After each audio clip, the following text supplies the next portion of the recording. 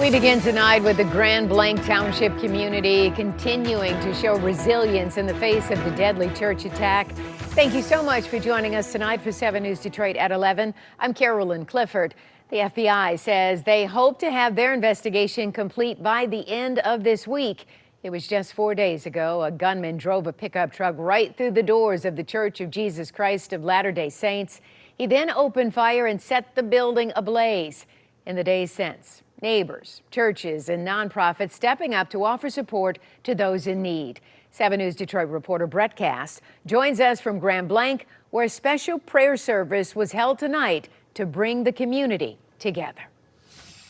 Well, the Grand Blanc United Methodist Church is one of many places of worship that have opened up their arms and opened their doors to a community that is still at a loss. The families and friends of those killed in the shooting at the Church of Jesus Christ of Latter-day Saints of Grand Blanc are in our prayer. As nearly 200 people packed the pews of Grand Blanc United Methodist Church, they reflected, grieved, and prayed for their neighbors who witnessed tragedy in the pews of their own church just 3 days earlier. We were finishing our service, and I was out greeting members as they were leaving the church, and someone came up and let me know what had happened. Pastor Brian West says they quickly sprung into action, working with other nearby churches to plan this joint service. Tonight was an incredible experience. It was emotional for me. I think it was emotional for just about everybody. Everyone, including the church's members who came. I don't know what good comes out of that tragedy, but for us, it's being able to do something like this tonight has been something that we're just called to do it.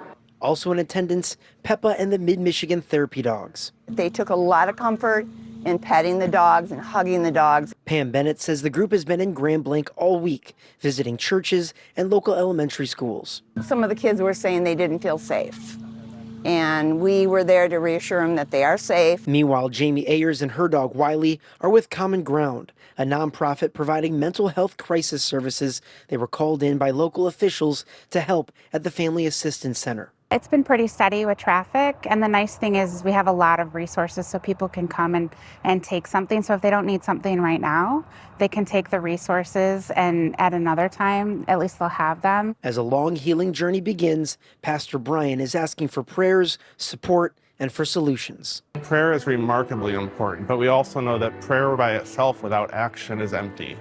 And God calls us in our prayers to then respond and to act and to reach out in care and concern to our community, but also to advocate to make sure that we can no longer have to have these kinds of services where we're responding to mass violence like this. And the Family Assistance Center is open at the Genesis Banquet and Conference Center all the way until Friday. Hours are 8 a.m. to 8 p.m. In Grand Blanc, I'm Brett Cast, 7 News Detroit.